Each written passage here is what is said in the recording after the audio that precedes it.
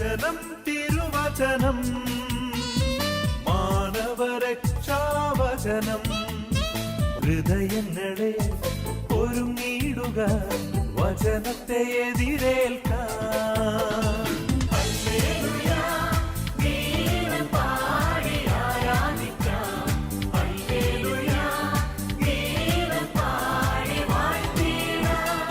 യേശുവിൽ സ്നേഹം നിറഞ്ഞ മാതാപിതാക്കന്മാരെ, യുവതികളെ, കുട്ടികളെ, ഈ ലോക ജീവിതത്തിൽ നമ്മൾ യാത്രക്കാരാണ്. യാത്രക്കാരായ നമുക്ക് യാത്ര ചെയ്യണമെങ്കിൽ നമ്മുടെ വാഹനത്തെക്കുറിച്ച് വ്യക്തത നമുക്ക് ആവശ്യമാണ്. നമ്മൾ ഒരു വാഹനം മേടിക്കാൻ പോകുമ്പോൾ ആ വാഹനത്തെക്കുറിച്ച് പഠിച്ചിട്ടാണ് വാഹനം മേടിക്കാൻ പോകുന്നത്.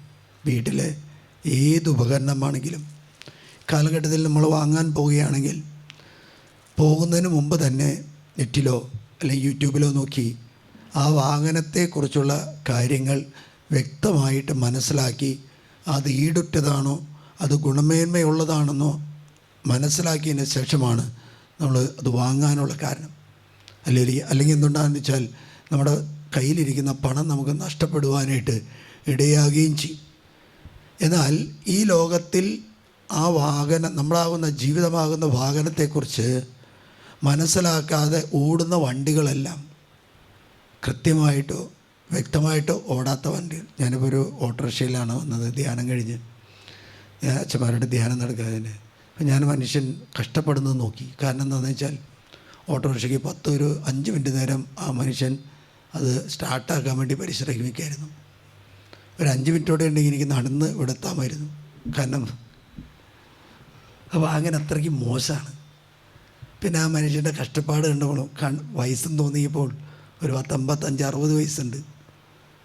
ആ മനുഷ്യൻ ആ വാഹനം ഓടിക്കാനുള്ള കാരണം എന്താണെന്ന് വെച്ചാൽ അത് ഉപയോഗിച്ചാണ് ആ മനുഷ്യൻ ഉപജീവനം നടത്തുന്നത്. അതുകൊണ്ടാണ് കേടായില്ലെങ്കിലും സ്റ്റാർട്ടായില്ലെങ്കിലും എങ്ങനെയെങ്കിലും സ്റ്റാർട്ട് ചെയ്യാൻ നോക്കുന്നതിൻ്റെ കാരണം എന്താണെന്ന് വെച്ചാൽ ആ മനുഷ്യനെ ജീവിക്കാൻ വേണ്ടി. അത് തന്നെയല്ലേ നമ്മൾ ചെയ്യുന്നത്.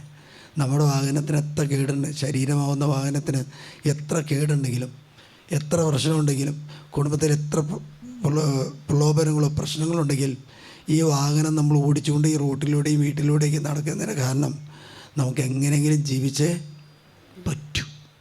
അല്ലേരിയ ജീവിതം എന്നത് ഒരു വാഹനം പോലെ ഓടിക്കുന്ന ഈ വാഹനത്തെക്കുറിച്ച് മനസ്സിലാക്കാതെ ഇതിനെക്കുറിച്ച് വ്യക്തത പറയാം. അതുകൊണ്ട് അന്നത്തെ ഒരു വചനത്തിൽ ഈശോ പറയാണ് 17-ാമത്തെ അധ്യായത്തിൽ 9-ാമത്തെ കർത്താവേ, എനിക്കുള്ളതെല്ലാം അങ്ങേക്കുള്ളതെല്ലാം എനിക്കാണ്, എനിക്കുള്ളതെല്ലാം അങ്ങയുടേതാണ്. ഇത്ര മനോഹരമായ കാര്യം. നിനക്കുള്ളതെല്ലാം എനിക്കാണ്, എനിക്കുള്ളതെല്ലാം നിനക്ക്. അങ്ങനെ ആരെങ്കിലും പറയോ? വീട്ടിലെ ചേട്ടന്മാർ സ്വത്ത് പങ്കുവയ്ക്കും, എനിക്കുള്ളത് നിനക്കാണ്, നിനക്കുള്ളത് ഇപ്പം സംഭവിക്കുമോ? എനിക്ക് കിട്ടേണ്ടത് പിടിച്ചു വാങ്ങാൻ വേണ്ടിയാണ് കാരണന്മാർ മരിച്ചാൽ കുടുംബാംഗങ്ങൾ. ഇവിടെ പറയുന്നത് ഈശോയെ ഈ ലോകത്തിലേക്ക് അയച്ചത് പിതാവായി ദൈവമാണെന്ന് അറിയാം.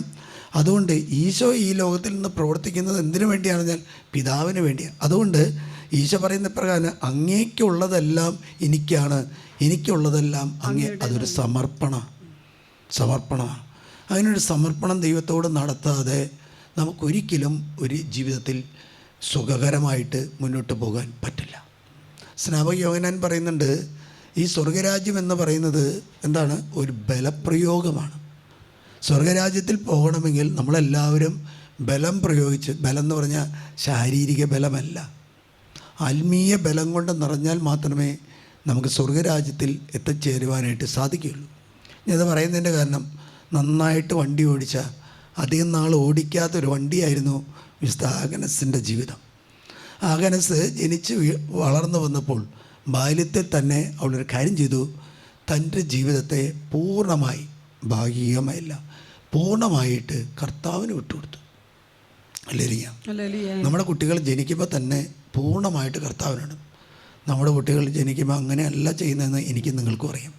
കുട്ടികൾ പൂർണ്ണമായിട്ട് ജനിച്ചാൽ ഒരു പേടിയുണ്ട്, ഇതെങ്ങാനും അച്ഛനായാലോ ദൈവമേ, ഇതെങ്ങാനൊരു സിസ്റ്റായാലോ ദൈവമേ. അതുകൊണ്ട് നമ്മൾ ചെയ്യുന്നത് എന്താണെന്ന് വെച്ചാൽ വല്ല CBSI സ്കൂളിന് സമർപ്പിക്കുകയോ അല്ലെങ്കിൽ ICS സ്കൂളിന് സമർപ്പിക്കുകയോ അല്ലെങ്കിൽ വല്ല ജോലിക്ക്, ഒരു അപ്പൻ്റെ ജോലി, അമ്മയുടെ ജോലി, അല്ലെങ്കിൽ അമ്മ പഠിച്ച ബിസിനസ്, അപ്പൻ ചെയ്യുന്ന ബിസിനസ്സിന് വേണ്ടി സമർപ്പിക്കുകയാണ് ചെയ്യുന്നത്.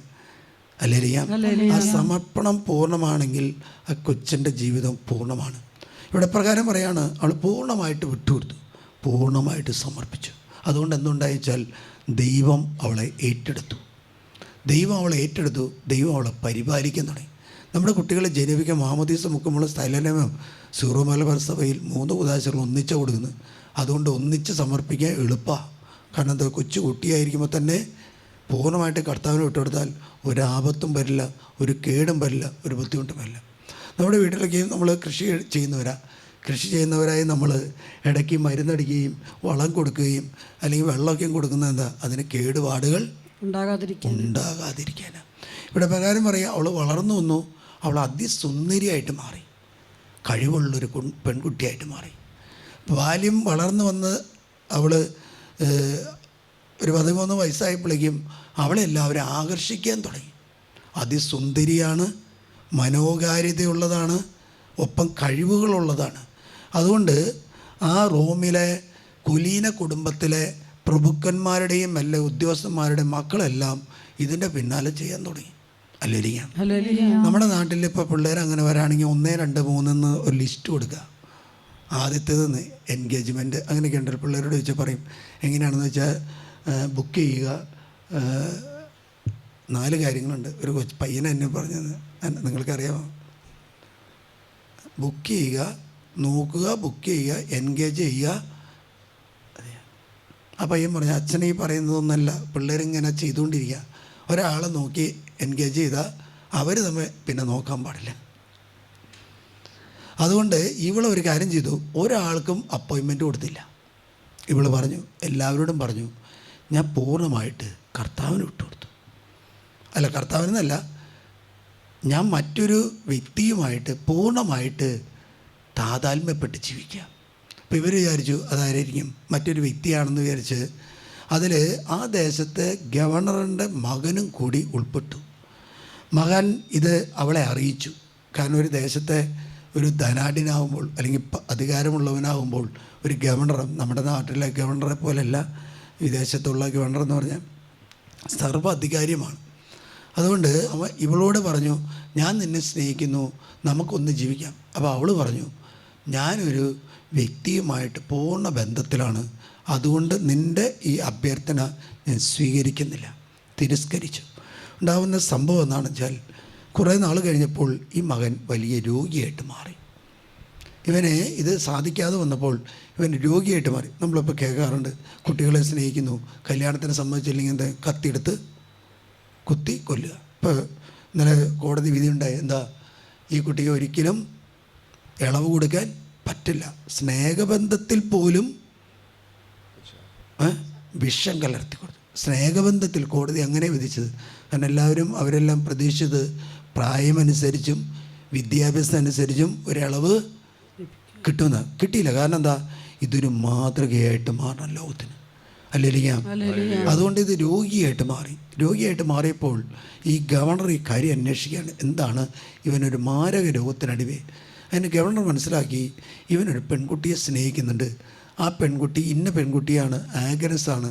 അങ്ങനെ ഈ മനുഷ്യൻ നേരിട്ട് ഇവരെ വിവരം അറിയിക്കുക കല്യാണം നടത്താനായിട്ട്. അപ്പോൾ ഇവർ ഈ കൊച്ചു വീണ്ടും പറഞ്ഞു, ഞാനൊരു വ്യക്തിയുമായിട്ട് പൂർണ്ണ സ്നേഹത്തിലാണ്, ആ വ്യക്തിയുമായിട്ട് വിവാഹം നടക്കുള്ളൂ. അങ്ങനെ ഈ പറഞ്ഞ അഭ്യർത്ഥന നിരസിച്ചു കഴിഞ്ഞപ്പോൾ ഈ ഗവർണർ അന്വേഷിച്ചു, ഈ കുട്ടി ഏത് വർഗത്തിൽപ്പെടുന്ന. അപ്പോൾ അറിയാണ് ഇവളൊരു ക്രിസ്ത്യാനിയാണെന്ന് അറിഞ്ഞപ്പോൾ അയാൾ വളരെ ആഹ്ലാദിച്ചു, സന്തോഷിച്ചു. എന്നാൽ ക്രിസ്ത്യാനികളായ വ്യക്തികൾ ഈ കാലഘട്ടത്തിൽ പീഡിപ്പിക്കപ്പെടുന്ന ഒരു കാലഘട്ടം കൂടിയാണ്. ഇവളത് ചെയ്യില്ല എന്ന് അറിഞ്ഞപ്പോൾ ഈ ഗവർണർ വേറൊരു കാര്യം ചെയ്തു, ഇവളെ പിടിച്ച് അറസ്റ്റ് ചെയ്ത് ഉടൻ തന്നെ ഈ കോടതിയിൽ ഹാജരാക്കാൻ, കോടതിയിൽ കൊണ്ടുവന്ന് ഇവളോട് വേറൊന്നും ചോദിക്കുന്നില്ല, ഇവളെ ഒരു പൂജയ്ക്ക് പ്രേരിപ്പിക്കുക, ധൂപാർച്ചന നടത്താൻ. ഒരു ദേവന ഈ റോമിൻ്റെ ദേവന ധൂപാർച്ചന നടത്താനായിട്ട് ഈ മകളെ നിർബന്ധിക്കുകയാണ്. ഇവൾ പറഞ്ഞു, ഞാൻ ധൂപാർച്ചന നടത്തില്ല, ഞാനൊരു ക്രൈസ്തവനാണ്, ഞാൻ യേശുവിൽ വിശ്വസിക്കുന്നവനാണ്. അല്ലേലിയാം. അതുകൊണ്ട് വളരെ ഇത് പീഡനങ്ങൾ കൊടുക്കുകയാണ്. പീഡനങ്ങൾ കൊടുത്തതിന് ശേഷം ഉണ്ടാകുന്ന സംഭവം എന്താണെന്ന് വെച്ചാൽ, ഇവളെ ഇവളുടെ ശരീരം വസ്ത്രം അഴിച്ചു മാറ്റി ഇവളെ അഭിമാന്യത മോശമാക്കാൻ വേണ്ടി പരിശ്രമിച്ചു. അതിനിങ്ങനെ അനേകം ആൺകുട്ടികൾ നിൽക്കുന്ന സ്ഥലത്തേക്ക് വിട്ടു. എന്തുണ്ടായെന്ന് വെച്ചാൽ നിങ്ങൾ കേട്ടിട്ടുണ്ടോ? എന്താ നോക്കുന്നവരെല്ലാം അന്ധരായിട്ട് മാറി. ഹല്ലേലൂയ. നോക്കുക, കാരണം പാവനമായ ശരീരത്തിൽ, പരിശുദ്ധാത്മാവിൻ്റെ ശരീരത്തിൽ ആര് വികൃതമാക്കാൻ നോക്കിയാലും, ആര് കളങ്കപ്പെടുത്താൻ നോക്കിയാലും അവരെല്ലാവരും അന്ധനായിട്ട് മാറും. ഹല്ലേലൂയ. കാലഘട്ടത്തിലെ ഏറ്റവും വലിയ ഒരു ദുശീലമാണ് എന്താണെന്ന് അറിയുമോ? നമ്മുടെ കുട്ടികളുടെ കണ്ണ് അന്ധമായിക്കൊണ്ടിരിക്കുക. ബ്ലൂ ഫിലിമിന് അടിമകളായ അനേകം കുട്ടികളുണ്ട്. ഇനി എന്നെ കാണാൻ വന്ന കുട്ടികൾ, കാരണവന്മാരും ഉൾപ്പെടെയുള്ളവർ ഒരു 80-85-90% ബ്ലൂ ഫിലിമിനാണ്.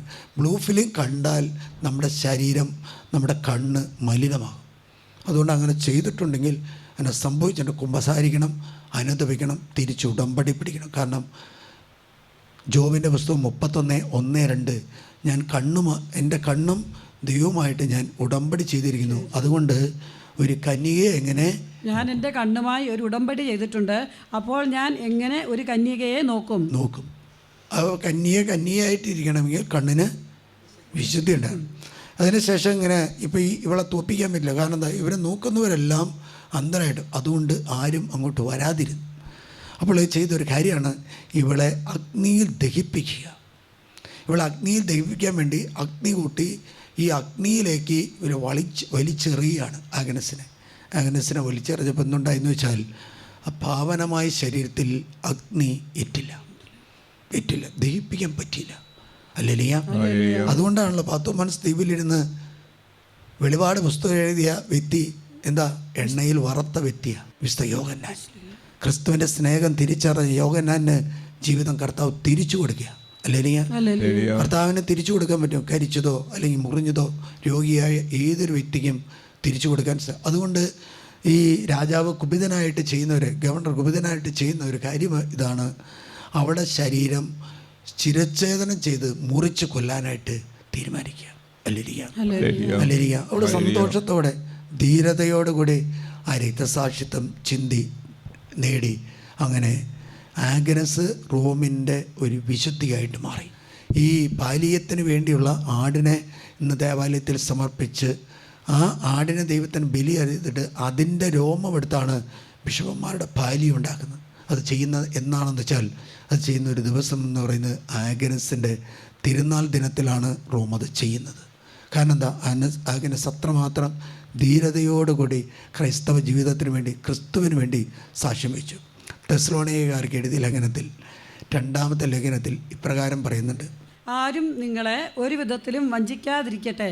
എന്തെന്നാൽ ആ ദിവസത്തിന് മുമ്പ് വിശ്വാസത്യാഗമുണ്ടാവുകയും നാശത്തിന്റെ സന്താനമായ അരാജകത്വത്തിന്റെ മനുഷ്യൻ പ്രത്യക്ഷപ്പെടുകയും ചെയ്യേണ്ടിയിരിക്കുന്നു. അരാജകത്തിന്റെ മനുഷ്യൻ പ്രത്യക്ഷപ്പെടും. ഹല്ലേലൂയ. വീണ്ടും വായിക്കി. ദൈവമെന്ന് വിളിക്കപ്പെടുന്നതും ആരാധന വിഷയമാകുന്നതും ആയ എല്ലാത്തിനെയും അവൻ എതിർക്കും. എല്ലാവരും എതിർക്കുന്ന ഒറ്റ കാര്യമുള്ളൂ. ആർക്കെതിരെയാ? യേശുക്രിസ്തുവിനെതിരെ. ഹല്ലേലൂയ. യേശുക്രിസ്തു ആരാധന വിഷയമാകുന്നത് എല്ലാത്തിനെയും എതിർക്കുകയും തന്നെ പ്രതിഷ്ഠിക്കുകയും. ഹല്ലേലൂയ. നമുക്കറിയാം, നമ്മുടെ പ്രധാനമന്ത്രിയോടെ ഇടയ്ക്ക് ഞാൻ ദൈവമാണെന്ന് പറഞ്ഞു. ഒരു കൊല്ലം കഴിഞ്ഞപ്പോൾ മനസ്സിലായി ഞാൻ ദൈവമല്ലെന്ന്. മനുഷ്യനൊരിക്കലും ദൈവമാകാൻ പറ്റില്ല. പക്ഷെ ദൈവത്തിന് മനുഷ്യനാകാൻ സാധിക്കും. മനുഷ്യനൊരിക്കലും ദൈവമാകാൻ പറ്റില്ല. അതുകൊണ്ട് ഈ കാലഘട്ടം എന്ന് പറയുന്നത് എന്താണ്? വിശ്വാസത്യാഗത്തിൻ്റെ ഒരു ആത്മാവ് പ്രവർത്തിക്കുന്ന ഒരു കാലഘട്ടമാണ്. ഹല്ലേലൂയ. അതുകൊണ്ടാണല്ലോ കുട്ടികൾ പറഞ്ഞത് എനിക്ക് വിശ്വാസമില്ല, ഞാൻ പള്ളി പോകുന്നില്ല, ഞാൻ കുമ്പസാരിക്കാൻ പോകുന്നില്ല. ഹല്ലേലൂയ. അതെന്താ? ആരാധന വിഷയമായ ഇരിക്കുന്ന എല്ലാത്തിനെയും എതിർക്കുകയും അവയ്ക്കുപരി തന്നെ പ്രതിഷ്ഠിക്കുകയും ചെയ്യും. അതുവഴി താൻ ദൈവമാണെന്ന് പ്രഖ്യാപിച്ചുകൊണ്ട് അവൻ ദൈവത്തിന്റെ ആലയത്തിൽ സ്ഥാനം പിടിക്കും. ഞാൻ നിങ്ങളുടെ കൂടെ ആയിരുന്നപ്പോൾ ഇക്കാര്യം പറഞ്ഞത് പൗലോസിലെ പറഞ്ഞു, ഞാൻ നിങ്ങളോട് കൂടിയായിരിക്കുമ്പോൾ ഇക്കാര്യം പറഞ്ഞതിന്റെ കാരണം എന്താണെന്ന് വെച്ചാൽ സമയമാകുമ്പോൾ അവൻ വെളിപ്പെടേണ്ടതിന് ഇപ്പോൾ അവനെ തടഞ്ഞു നിർത്തുന്നത് എന്താണെന്ന് നിങ്ങൾക്കറിയാമല്ലോ. അതാണ് പറഞ്ഞു. വീണ്ടും പറയാണ്, അരാജകത്തിന്റെ അജ്ഞാത ശക്തി ഇപ്പോഴേ പ്രവർത്തിച്ചുകൊണ്ടേയിരിക്കുന്നത്. അവനെ തടഞ്ഞു നിർത്തിയിരിക്കുന്നവൻ വഴി മാറിയാൽ മാത്രം മതി അവൻ പ്രത്യക്ഷപ്പെടും. അല്ലേ? ഞാൻ രണ്ട് കൊറിന്തോസ് 2 വെച്ചാൽ അതുകൊണ്ട് എന്താണെന്ന് വെച്ചാൽ ഈ വിശ്വാസം നഷ്ടപ്പെടാതിരിക്കാൻ വേണ്ടി കാത്തു സൂക്ഷിക്കുക. 2 കൊറിന്തോസ് 4:4 പ്രകാരം ഒരു കുടുംബം ഇവിടെ വന്നു, അവരെന്നെ കാണാൻ വന്നു. ഞാൻ പറഞ്ഞു ശുശ്രൂഷയിൽ പങ്കെടുക്കുക. അതിൻ്റെ ഇളയ കൊച്ചിന് പ്രോബ്ലം ഉണ്ടായി. ആ കൊച്ച് ധ്യാനത്തിന് പോവില്ല, പള്ളിയിൽ പോവില്ല, അങ്ങനെയുള്ള എല്ലാത്തിനും പ്രതികരിക്കും. ആ കൊച്ച് പറഞ്ഞു, ഞാൻ 18 വയസ്സാകുമ്പോൾ ഞാനൊരു പെൺകുട്ടിയെ കല്യാണം കഴിച്ച് ജീവിക്കും എന്ന് പറഞ്ഞാൽ സ്വർഗ്ഗ വിവാഹം. നമ്മളൊരു കാര്യം ചെയ്തു, ഇവിടെ ബ്രെഡ് വെഞ്ചരിച്ചിട്ടുണ്ട്, ഇവിടെ വെള്ളം വെച്ചിട്ട് ഈ ബ്രെഡും വെള്ളമാക്കി കൊടുത്തുവിട്ട് ഈ കൊച്ചിന് കൊടുത്തു. ഈ കൊച്ച് ഇത് കഴിച്ചു, ഇത് കുടിച്ചു, അറിയാത്ത വിധത്തിൽ കൊടുത്തു. അറിയുന്ന വിധത്തിൽ കൊടുത്താൽ കൊച്ച് കുടിച്ചു കഴിഞ്ഞപ്പോൾ എന്താണെന്ന് വെച്ചാൽ ഈ കൊച്ചിനൊരു വ്യത്യാസം വന്നു, മാറ്റം വന്ന് ഇവളൊരു ധ്യാന കേന്ദ്രത്തിൽ പോയി.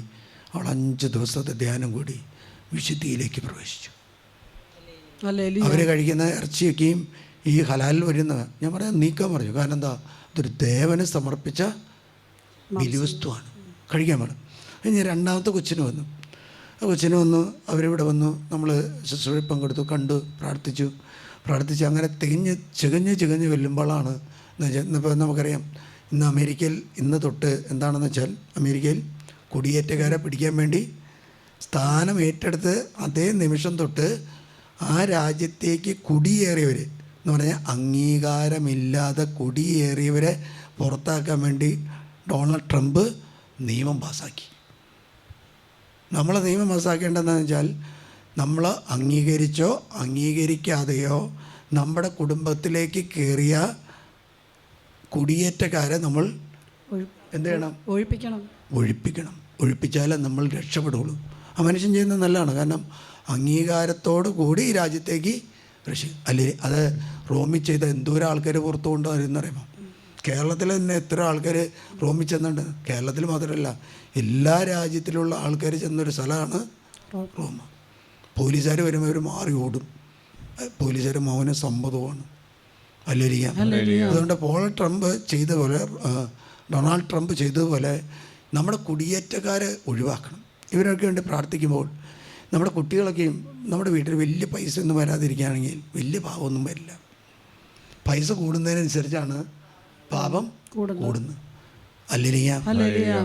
അതുകൊണ്ടാണല്ലോ നമ്മുടെ മരീവിരത്തെ വിശുദ്ധി പാവപ്പെട്ട വീട്ടിൽ വലിയ വീട്ടിൽ ജനിച്ചാണെങ്കിൽ ആ കൊച്ച് അലക്സാണ്ടറുടെ ഒരു ബന്ധങ്ങളൊക്കെയും സ്ഥാപിച്ചേനെ. അവളെ അമ്മ അവളെ പഠിപ്പിച്ചു, കാരണം വിശുദ്ധി നഷ്ടപ്പെടുത്തരുത്. ഈ കുടുംബത്തിന് വേണ്ടി പ്രാർത്ഥിക്കുന്ന പ്രകാരം പറയാണ്, ഈ കൊച്ച് ജനിച്ചു വന്നപ്പോൾ ഈ 4 കുട്ടികളെയും ഈ ഒരു ഡാൻസ് പഠിപ്പിക്കാനും കർണാട്ടിക് മ്യൂസിക് പഠിപ്പിക്കാനും പോയി. അപ്പോൾ അവിടെ ചെന്നയും ഉണ്ടാകുന്ന സംഭവം എന്താണെന്ന് വെച്ചാൽ നമ്മൾ ദക്ഷിണ കൊടുക്കണം. അല്ലേ? ദക്ഷിണ കൊടുത്താൽ എന്ത് ചെയ്യും? അവർ തലയെ കഴിച്ച് പ്രാർത്ഥിക്കുക അല്ലേ? പ്രാർത്ഥിക്കില്ലേ? എന്നെ പ്രാർത്ഥിക്കാൻ പറ്റുമോ? ആ ചേച്ചി പാടില്ലെന്ന് അവിടെ എനിക്ക് സംശയം. ഞാനൊരു വാഹനം മേടിച്ചപ്പോൾ പുതിയ വണ്ടി ആയതുകൊണ്ട് എനിക്ക് ആ വാഹനം ഓടിച്ച് പരിചയമില്ലാത്തതുകൊണ്ട് ഞാനൊരു പയ്യനെ വിളിച്ചിട്ട് പോയി. അവൻ നല്ല കഴിവുള്ള പയ്യനാണ്. അപ്പോൾ വണ്ടി ഓടിക്കാൻ കയറിയപ്പോൾ ചോദിച്ചു, നിനക്ക് ഈ വണ്ടിയെ കുറിച്ച് പരിചയമുണ്ടോ എന്ന് ചോദിച്ചു. അവൻ പറഞ്ഞു പരിചയമില്ല. പിന്നെ എങ്ങനെ ഓടിക്കുന്നത്? ഓടിച്ചു നോക്കുക. ഇതാണിന്ന് നടക്കുന്നത്. എനിക്ക് പരിചയമില്ലാത്തത് കൊണ്ടാണ്, അല്പം വില കൂടിയ വണ്ടി ആയതുകൊണ്ട് ഞാനൊരു പയ്യനെ വിളിച്ചു നോക്കിയത്. ഇന്നത്തെ പുതിയ തലമുറ ട്രെൻഡ് എന്ന് പറഞ്ഞാൽ അങ്ങനെ പരിചയം വേണ്ട, കിട്ടുന്നത് ഓടിക്കുക എന്നുള്ള അത് തന്നെയാണ് ജീവിതത്തിൽ സംഭവിക്കുന്നത്.